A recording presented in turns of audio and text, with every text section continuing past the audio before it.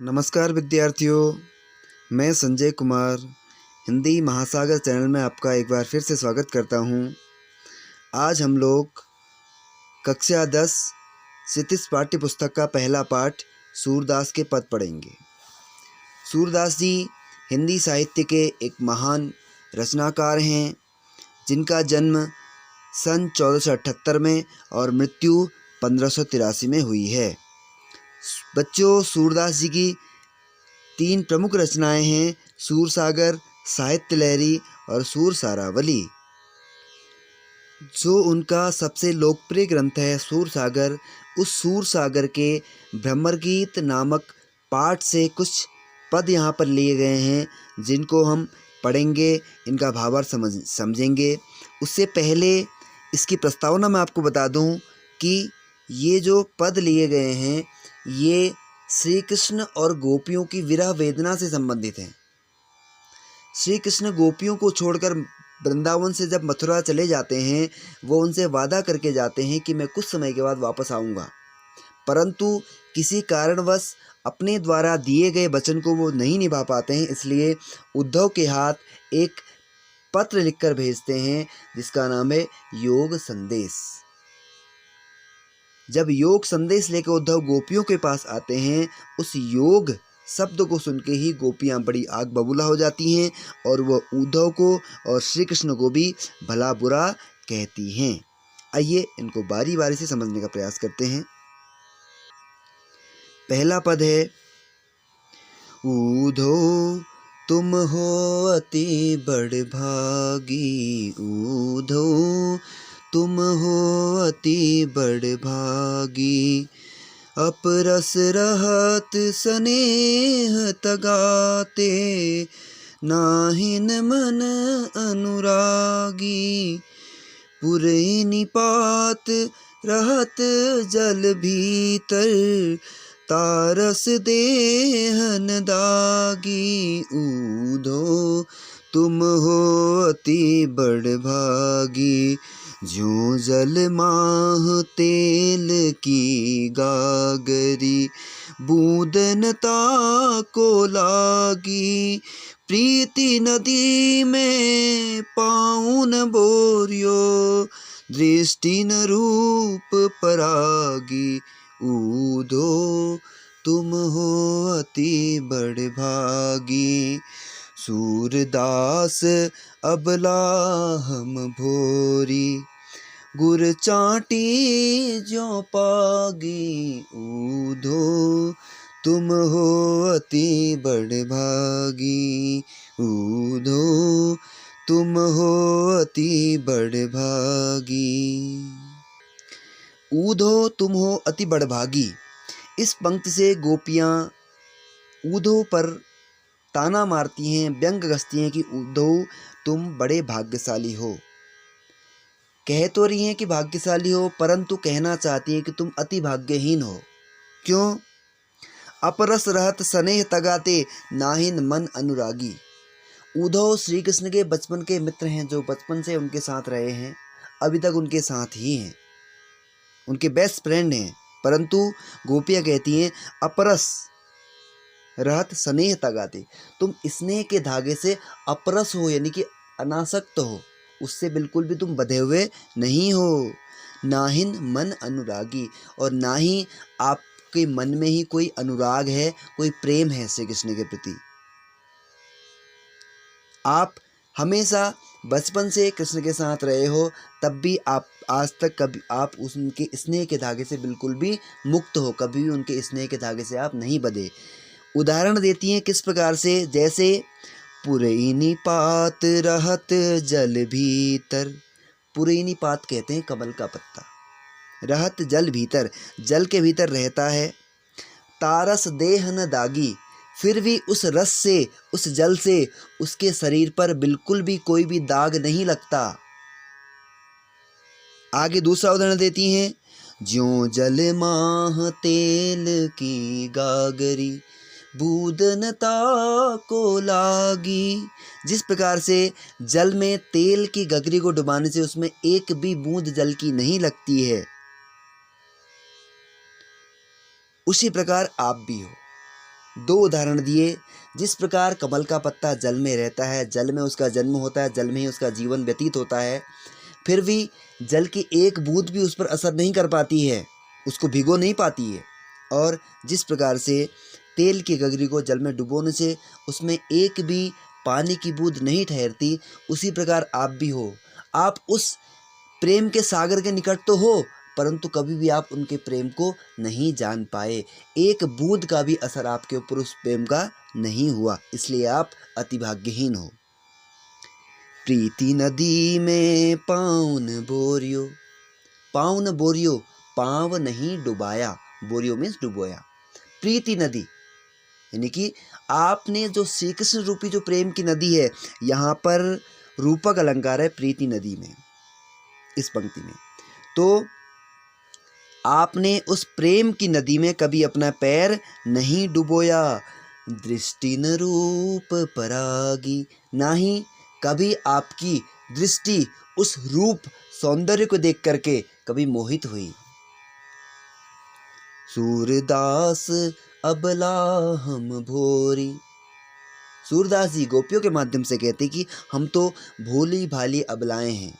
गुड़ चाटी जो पागी, हम तो गुड़ में चींटी के समान हैं। गुड़ और चींटियों का प्रेम बहुत अधिक होता है। जिस प्रकार से चींटियां गुड़ में चिपक जाती हैं, उसके बाद कितनी कोशिश करने के बाद भी उससे अपने आप को अलग नहीं कर पाती हैं, अपने प्राण उसी गुड़ में त्याग देती हैं। तो गोपियाँ कह रही कि हम भी उसी प्रकार हैं। यहाँ पर बच्चों उत्प्रेक्षा अलंकार है गुड़ चांटी जो पागी, इस पंक्ति में। तो गोपियाँ कह रही कि हम तो भोली भाली अबलाएं हैं, हम तो उसी प्रकार हैं जैसे गुड़ में चींटी। किस प्रकार, क्यों? चींटियाँ गुड़ में आसक्त होकर के इस प्रकार उसमें लीन हो जाती हैं कि फिर अपने आप को उससे अलग नहीं कर पाती हैं। कबीरदास जी एक दोहा लिखते हैं कि माखी गुड़ में गड़ी रही, पंख रहो लपटाए, हाथ मले और सिर धुने, लालच बुरी बलाए। लालच के कारण उस गुड़ में जाती है, परंतु उससे सच्चा प्रेम कर बैठती है, फिर अपने आप को उससे अलग नहीं कर पाती है। उसी प्रकार से हम भी हैं, हम श्री कृष्ण के वियोग को नहीं सह पाएंगी। दूसरा पद इस प्रकार है, मन की मन ही मांझ रही, कहिए जाई कौन पेऊं धो, नाही परत कही, अवधि आधार आस आवन की, तन मन बिथा सही। अब इन जोग संदेशनी सुनी सुनी, बिरहिनी बिरह दही, चाहती हुती गुहार जितहि ते, उतते धार बही। सूरदास अब धीर धरहि क्यों, मर्यादा न लही, मन की मन ही मांझ रही, मन की मन ही मांझ रही। इस पद के माध्यम से गोपियाँ कहती हैं कि हमारी मन की बात, हमारी मन की मांझ, मांझ मीन्स मध्य में, मन के बीच में या मन में रह गई। हमारी जो मन की बात थी हमारे मन में ही रह गई। कहिए जाए कौन पे उधो, ना ही परत कही। अरे हमसे तो उधो कहा भी नहीं जाता, हम किससे जाके कहें। कहिए जाए कौन पे उधो, अरे उधो हम किससे जाके कहें, हमसे अब नहीं कहा जाता। क्योंकि जब कोई अपना अगर हमारे साथ कोई विश्वासघात करता है, हम उसकी शिकायत कहीं दूसरे के पास नहीं कर सकते। कोई बाहर वाला अगर हमसे करेगा, उसकी शिकायत हम अपने घर आके कह देंगे, अपने जो हमारे अपने हैं, अपने जो सगे संबंधी हैं उनसे कह देंगे। परंतु जब घर वाला अगर कोई हमारे साथ विश्वासघात करता है, उसकी शिकायत हम बाहर वाले से नहीं कह सकते, बड़ा दुख होता है। उसी प्रकार से कहती हैं कि अवधि आधार आस आवन की, अनुप्रास अलंकार है, तन मन बिथा सही। तो अब तक अवधि आधार, अब तक आधार यानी कि आधार पर, आस आवन की, अब तक आने की आशा के आधार पर, तन मन व्यथा सही, अपने तन मन की व्यथा को हमने सहन किया। अब इन जोग संदेश ने सुनी सुनी, बिरहिनी बिरह दही। परंतु अरे उधो अभी तक तो हमको लगता था कि श्री कृष्ण वापस आएंगे, तो हमने उस तन मन की व्यथा को अपनी सहन किया, उनके वियोग को सहन किया। जब तक हमें किसी के आने का विश्वास होता है, जब तक हमें किसी चीज़ के होने का भरोसा होता है, तब तक हम उम्मीद लगा के बैठे रहते हैं। परंतु जब वो उम्मीद टूटती है तो बड़ा दर्द होता है। उसी प्रकार से इनकी उम्मीद भी अब टूट चुकी गोपियों की। अब कहने की अब इस योग संदेश ने सुनी सुनी, इस योग संदेश को सुन सुन करके बिरहिनी, हम बिरहिनियाँ, हम दुखियारी, बिरह दही, दही मीन्स जलना, दग्ध होना, यानी कि हम बिरह रूपी अग्नि में अब हम बिरहिनियाँ जल रही हैं इस श्री कृष्ण के प्रेम के विरह में। चाहती होती गुहार जितहि ते उतते धार बही। चाहती होती गुहार जितहि ते उतते धार बही। गुहार कहते हैं किसी को रक्षा के लिए पुकारना। हम जिसको अपनी रक्षा के लिए पुकार रही थी, जिसको हम गुहार लगा रही थी, हम चाहती थी कि जो हमारी रक्षा करेगा, उतते धार बही, यानी कि वहीं से दुख की धारा प्रकट हुई है, उसी ने हमको दुख दिया है। सूरदास अब धीर धरे क्यों, मर ज्यादा न लही। अब कह रही कि हम कैसे धैर्य रखें, कैसे अपने मन को समझाएं कि जब कोई मर्यादा ही नहीं रही। उन्होंने, वो हमारे पालनहार थे, वो हमारे रक्षक थे, उन्होंने ही हमें दुख दिया है। वो हमसे वादा करके गए थे, वही अपने वादे से मुकर गए हैं। अब हम कैसे धैर्य रखें जब वो अपनी मर्यादा पे ही कायम नहीं हैं। तीसरा पद है, हमारे हरि हारिल की लकड़ी, हमारे हरि हारिल की लकड़ी। मन क्रम बचन नंद नंदन उर, यह दृढ़ करी पकड़ी। जागत सोवत स्वप्न दिवस निसी, कान कान जकरी। हमारे हरि हारिल की लकड़ी। सुनत जोग लागत है सो, ज्यों करुई ककरी। सुतो व्याधि हमको ले आए, देखी सुनी न करी। यह तो सूर तिन्हि ले सौंपो, जिनके मन चकरी। हमारे हरि हारिल की लकड़ी। आगे कहती है कि हमारे हरि हारिल की लकड़ी, अनुप्रास अलंकार है। जो हरि हैं वो हमारे क्या हैं, और यहाँ पर रूपक अलंकार भी है इस पंक्ति में। हरि हमारे हारिल की लकड़ी के समान है। हारिल एक पक्षी होता है जो हमेशा एक लकड़ी को अपने पंजे पर दबा करके रखता है। उसको अपने पंखों पर विश्वास नहीं होता, उसको उस लकड़ी पर विश्वास होता है। वो सोचता है कि अगर मैं इस लकड़ी को छोड़ दूंगा तो मैं मर जाऊंगा। वो रात को सोता है तो उसी लकड़ी को अपने पंजे पे दबा करके रखता है। वो दिन में उड़ता है, आसमान में उड़ता है, तब भी उसी लकड़ी को अपने पंजे पर दबा करके रखता है। कहने का तात्पर्य है कि एक क्षण के लिए भी वह उस लकड़ी को नहीं छोड़ पाता। उसी प्रकार गोपियाँ कह रही हैं कि कृष्ण भी हमारे क्या हैं, हारिल की लकड़ी के समान हैं, यानी कि उनको हम एक क्षण मात्र के लिए भी नहीं विस्मृत कर सकती हैं। मन क्रम वचन नंद नंदन उर, यह दृढ़ करी पकड़ी। मन, अपने मन से, अपने कर्मों से, अपने वचन से, हमने तन मन धन से नंद नंदन को, यानी कि उस श्री कृष्ण को अपने हृदय में, उर मीन्स अपने मन में, दृढ़ कर, मजबूत करके पकड़ा हुआ है। जिस प्रकार से वो हारिल पक्षी उस लकड़ी को दृढ़ करके मजबूत करके पकड़ा रखता है, उसी प्रकार से हमने भी अपने हृदय में उस नंद नंदन को, श्री कृष्ण को दृढ़ करके मजबूत करके पकड़ा हुआ है। जागत सोवत, जागते सोते, स्वप्न दिवस, सपने में, दिन में, निसी, रात में, कान कान जकरी, काना काना जकरी रटते हैं। यानी कि हम लोग सोते जागते, दिन रात, चेतन अचेतन, हर अवस्था में हम जो है श्री कृष्ण को ही जपते रहते हैं। सुनत जोग लागत है सो, ज्यों करवी ककरी, उत्प्रेक्षा अलंकार है। आपके योग संदेश को सुन करके तो ऐसा लगता है कि जैसे हमने कड़वी ककड़ी खा ली हो। कड़वी ककड़ी क्या होती है? जब हम कड़वी ककड़ी खाते हैं उसको एक क्षण के लिए भी हम अपने मुंह में नहीं रख पाते हैं। जैसे ही कड़वा हमारे मुंह में लगता है वैसे ही तुरंत हम उसको बाहर निकाल देते हैं। उसी प्रकार से योग संदेश है, इसको हम बिल्कुल भी जो है नहीं खा पाएंगी। सुतो व्याधि हमको ले आए, देख सुनी न करी। सु आप तो व्याधि रोग, आप तो ऐसी व्याधि ले आए। कैसी व्याधि? देख सुनी न करी, ना कभी देखा, ना कभी सुना और ना ही कभी भोगा, नहीं कभी इस बीमारी से ग्रसित हुए। यह तो सूर तिनई ले सोपो जिनके मन चक्री। अरे सूरदास जी कहते कि अरे उधो, हमें जो है इसकी आवश्यकता नहीं है। आप तो इसको उन्हें सौंपो जिनके मन चक्री। चक्री क्या होती है? जिसको घुमाते हैं बच्चे, घूमती रहती है, यानी कैसी होती है? चंचल होती है। जिसके मन चक्री के समान चंचल हैं, यानी कि घूमते रहते हैं, स्थिर नहीं है, अस्थिर जिनके मन हैं, उनको आप इन्हें सौंपिए। हमारा मन तो केवल और केवल श्री कृष्ण पर स्थिर है। अगला पद है चौथा।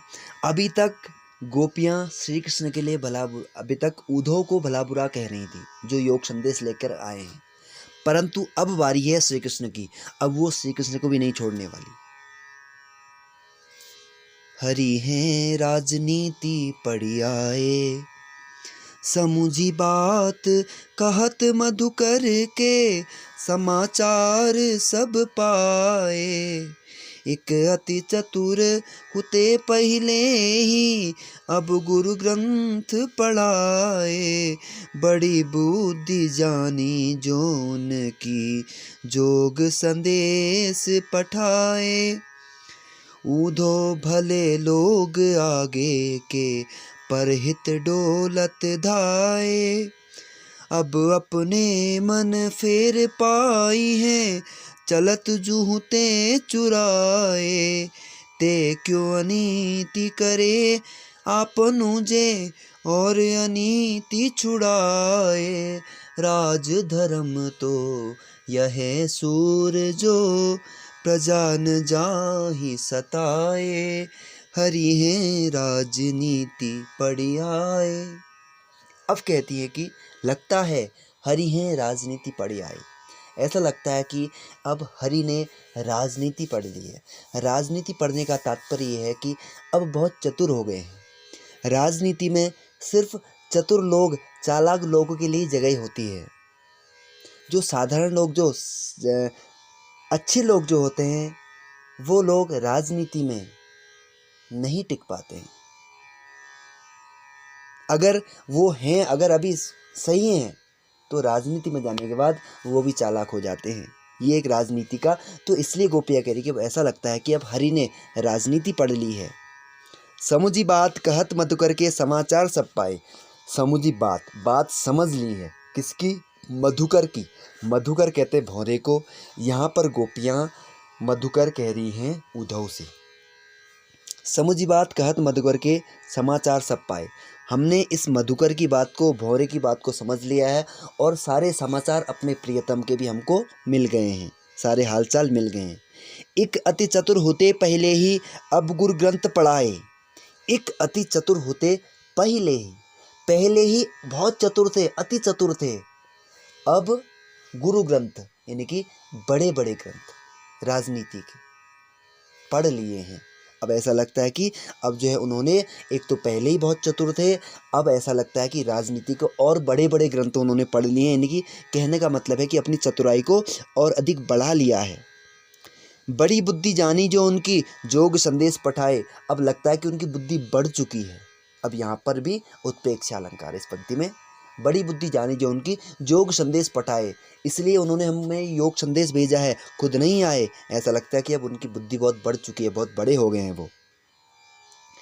उधो भले लोग आगे के, परहित डोलत धाये। अरे उधो, पहले के जो भले लोग होते, जो अच्छे लोग होते थे, वो परहित, दूसरे के हित के लिए काम करते थे, दूसरे की भलाई के लिए संसार में विचरण करते थे।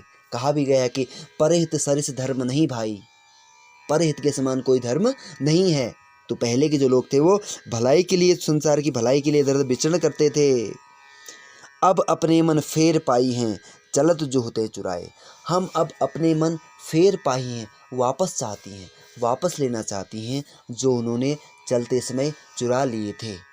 यहाँ से जाते हुए जो हमारे मन का हरण करके ले गए थे, वो हमारे चित्त को उन्होंने हर लिया था। अब उस अपने चित्त को हम वापस चाहती हैं। हम ऐसे व्यक्ति को अपना मन नहीं दे सकती हैं। ते क्यों अनीति करें आपुन, जे और अनीति छुड़ाए।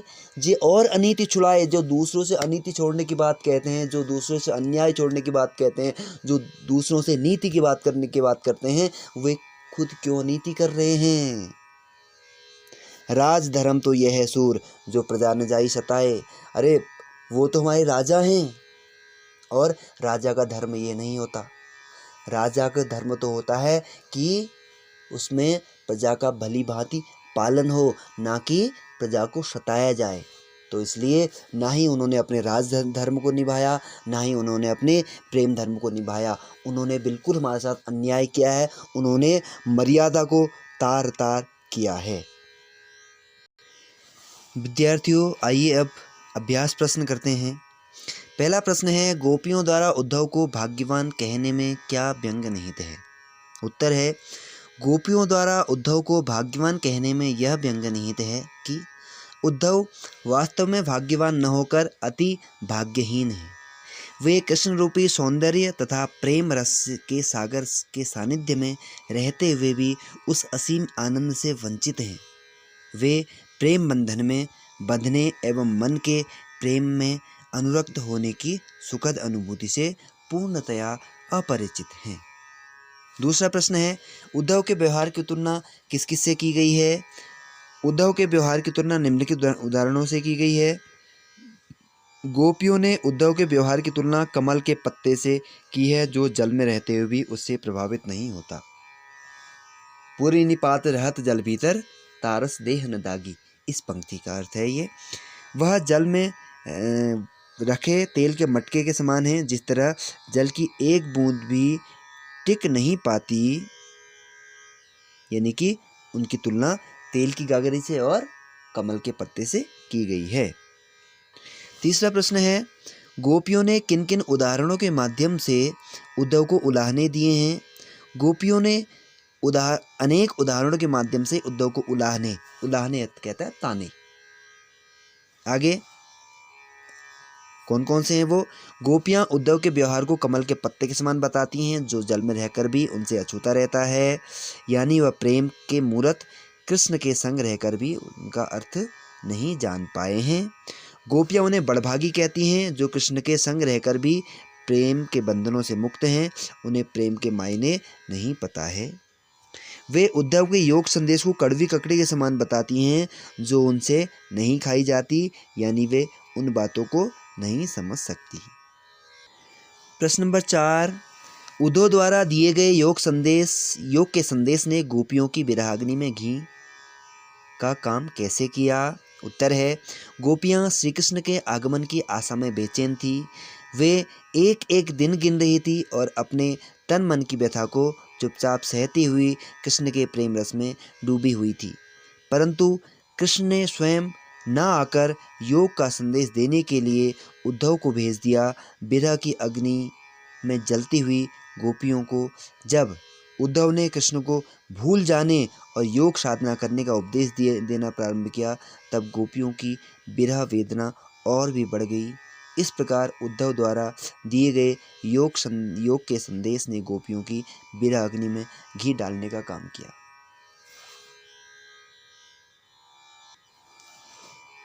नंबर 5 है, मर्यादा न रही के माध्यम से कौन सी मर्यादा न रहने की बात की जा रही है। उत्तर है, मर्यादा न रही के माध्यम से प्रेम की मर्यादा न रहने की बात की जा रही है। कृष्ण के मथुरा चले जाने पर गोपियाँ उनके वियोग में जल रही थीं। कृष्ण के आने पर ही उनकी विरह वेदना मिट सकती थी, परंतु कृष्ण ने स्वयं न आकर उद्धव को योग संदेश के साथ भेज दिया, जिससे गोपियों के उनकी मर्यादा का त्याग करने पर आतुर कर दिया। नंबर 6, कृष्ण के प्रति अपने अनन्य प्रेम को गोपियों ने किस तरह व्यक्त किया है। गोपियों ने कृष्ण के प्रति अपने अनन्य प्रेम को विभिन्न प्रकार अभिव्यक्त किया है या दिखाया है।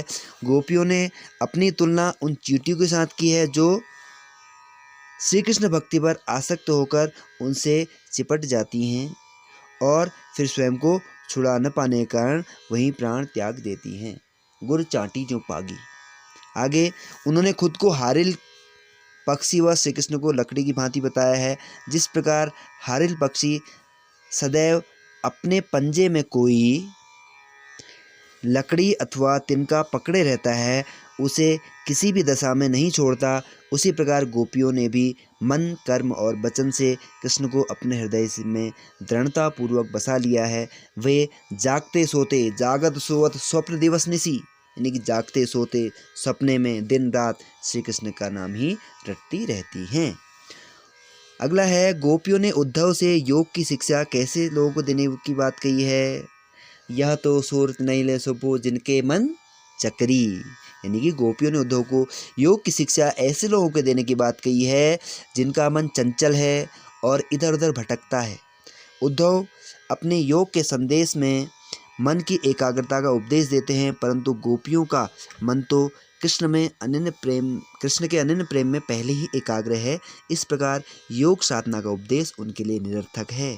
योग की आवश्यकता तो उन्हें है जिनका मन स्थिर नहीं हो पाता, इसलिए गोपियाँ चंचल मन वाले लोगों को योग का उपदेश देने की बात कहती हैं। नंबर 8 है, प्रस्तुत पदों के आधार पर गोपियों का योग साधना के प्रति दृष्टिकोण स्पष्ट कीजिए। जो योग साधना जो संदेश लेकर उद्धव आए हैं उनके प्रति उनका क्या नजरिया है।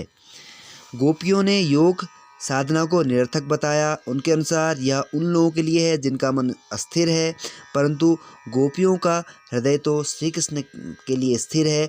वे उनकी भक्ति में पूरी तरह से समर्पित हैं। योग ज्ञान उनके लिए कड़वी ककड़ी के समान है जिसे खाना बहुत ही मुश्किल है। यह ज्ञान गोपियों के लिए बीमारी से अधिक कुछ नहीं है। सुतो व्याधि हमको ले आए देख सुनी न करी। एक व्याधि ऐसी बीमारी है, बिल्कुल अनजान बीमारी। नंबर 9, गोपियों के अनुसार राजा का धर्म क्या होना चाहिए। राज धर्म तो यह है सूर जो प्रजा न जाहि सताए, यानी कि गोपियों के अनुसार राजा का धर्म है कि प्रजा को ना सताए और प्रजा के सुखों का ख्याल रखे। प्रश्न नंबर 10 है, गोपियों को कृष्ण में ऐसे कौन से परिवर्तन दिखाई देते हैं जिसके कारण वे अपना मन वापस लेने की बात कहती हैं। अब अपने मन फेर पाई हैं। चलो जो होते चुराए कहा गोपियों ने कि जो जाते समय उन्होंने हमारा मन चुरा लिया था, हम उस मन को वापस चाहती हैं। गोपियों को लगता है कि कृष्ण ने अब राजनीति सीख ली है। उनकी बुद्धि पहले से भी अधिक चतुर हो गई है। पहले वे प्रेम का बदला प्रेम से चुकाते थे, परंतु अब प्रेम की मर्यादा भूलकर योग संदेश देने लगे हैं। कृष्ण पहले दूसरों के कल्याण के लिए समर्पित रहते थे, परंतु अब अपना भला ही देख रहे हैं। उन्होंने पहले दूसरों के अन्याय से लोगों को मुक्ति दिलाई है, परंतु अब नहीं। श्री कृष्ण गोपियों से मिलने के बजाय योग की शिक्षा देने के लिए उद्धव को भेज दिए हैं। श्री कृष्ण के इस कदम से गोपियों के मन और भी आहत हुआ है। माफ़ कीजिएगा। कृष्ण में आए इन्हीं परिवर्तनों को देखकर गोपियाँ अपने मनों को श्री कृष्ण के अनुराग से वापस लेना चाहती हैं। 11वां है, गोपियों ने अपने वाक चातुर्य के आधार पर ज्ञानी उद्धव को परास्त कर दिया है। उनके वाक चातुर्य की विशेषताएं लिखिए। गोपियों के वाक चातुर्य की विशेषताएं इस प्रकार हैं। वाक चातुर्य यानी कि वाणी की चतुरता, यानी कि जो बोलने में एकदम परफेक्ट होते हैं उन्हें वाक चातुर्य कहते हैं। साहसी, गोपियाँ पूरी तरह से निडर हैं। वह उद्धव को कोसने से परहेज नहीं करती। वह उनके योग साधना के संदेश को कड़वी ककड़ी और बीमारी बताती हैं। व्यंग्यात्मकता, यानी कि उन्हें व्यंग कहे, कटाक्ष करे उन पर। गोपियों ने बड़े ही प्रभावशाली ढंग से व्यंग करती हैं। वे उद्धव को बड़भागी कहती हैं, चूँकि वह श्री कृष्ण के पास रहकर भी प्रेम से अछूते हैं। यह कहकर वो उद्धव का उपहास यानी कि मजाक करती हैं। स्पष्टता, वे स्पष्ट शब्दों में उद्धव को बताती हैं कि कृष्ण के प्रेम में पूरी तरह से लीन है, इसलिए उनके योग संदेश का उन पर कुछ असर नहीं पड़ने वाला। संकलित पदों को ध्यान में रखते हुए सूर के भ्रमर गीत की मुख्य विशेषताएं बताइए। जो निम्नलिखित हैं। निर्गुण और निराकार भक्ति से ज़्यादा सगुण और साकार भक्ति को ज़्यादा महत्व दिया गया है। योग साधना का महत्व प्रेम की एक निष्ठता के सामने कम है। गोपियाँ विरह वेदना झेल रही हैं। गोपियों ने सरलता, मार्मिकता, उपालंब, व्यंग्यात्मकता, तर्क शक्ति आदि के द्वारा उद्धव के ज्ञान योग को तुच्छ सिद्ध कर दिया। गोपियों ने खुद को हारिल पक्षी व श्री कृष्ण को लकड़ी की भांति बताकर अनन्य प्रेम का परिचय दिया है। अनुप्रास, उपमा, दृष्टांत, रूपक, व्यतिरेक, विभावना, अतिशयोक्ति आदि अनेक अलंकारों का सुंदर प्रयोग किया गया है। शुद्ध साहित्यिक ब्रजभाषा का प्रयोग हुआ है। इसमें भी संगीतात्मकता का गुण सहज ही दृष्टिगत होता है। धन्यवाद विद्यार्थियों, मैंने अपनी बुद्धि के अनुसार आपको समझाने का प्रयास किया। अगर इसमें कहीं भी कोई त्रुटि हो मैं क्षमा चाहता हूँ, और कहीं अगर आपका कोई डाउट होता है तो आप कमेंट बॉक्स में मुझे बता सकते हैं। धन्यवाद।